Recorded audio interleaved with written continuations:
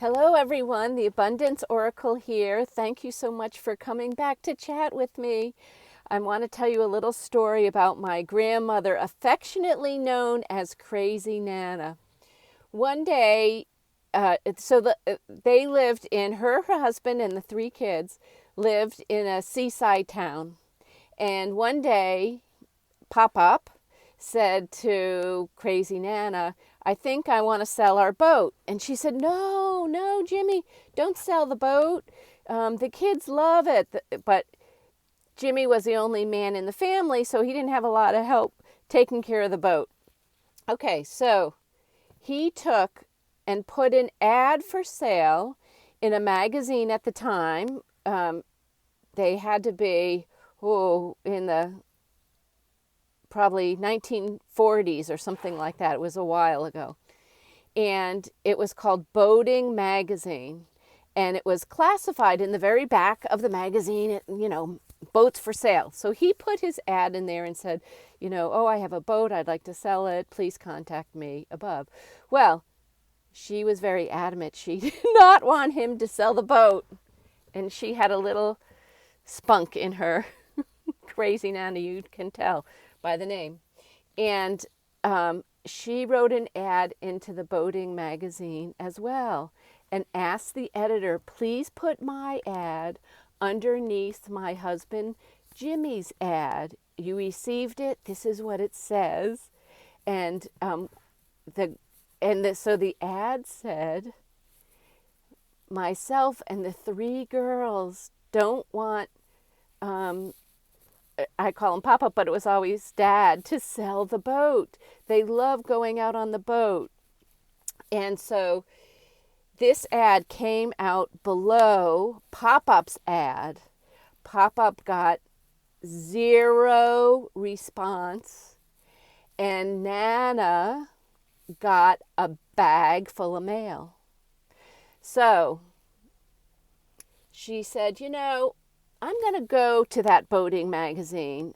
This magazine, I know the men love it, but it's just not for us women. There's nothing in there that's exciting.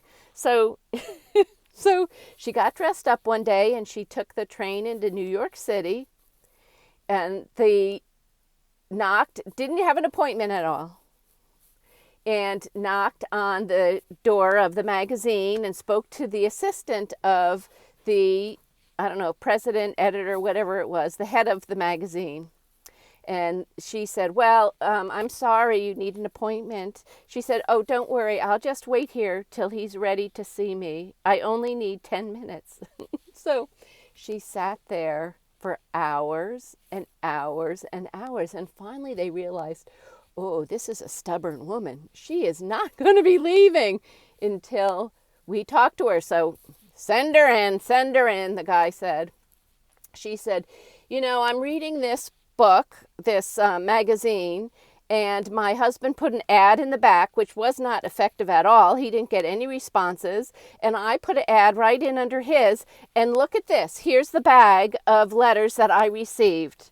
And I'm going to tell you, we were wrote very kindly. And look at all these letters from other women who said, you are so brave. I admire you for putting in this ad underneath your husband's. You're so wonderful. But, I couldn't figure out why are any of those women reading your magazine? It's horrible. There's nothing in it for the women. And he said, Madame, this is how the story's told. So I don't know exactly the words, but Madame, well, we're sorry that you don't like the magazine, but how do you think you would fix it? And she said, oh, let me tell you what I would do. This is Crazy Nana. She said, you would buy me a little red rowboat and we would go into the harbor. I need a photographer with me and we're going to go up to all those expensive fancy yachts because, women like to look at those fancy yachts. I see them on the side, on the pier saying, oh, look at that one, look at that one. And we're going to go up to these fancy yachts, not just any old day, but we're going to go Friday night, Saturday night. We're going to go when they have parties. Now, who in their right mind is going to tell my crazy Nana, you cannot come aboard and take pictures of our parties? Because no, all these people wanted to get their picture taken and be in the magazine. She was called the Rowing Reporter, and she was the very first woman boating sports rider in the United States. I don't have as much courage as she does, I don't think. But isn't that a wonderful, funny thing? So we all need to learn from Crazy Nana how to be bold and courageous and go for what we want. But be careful, because somebody might ask you, well, how would you fix it? And then tell you you're hired. All right, ladies. Short little story, but I just wanted to tell you.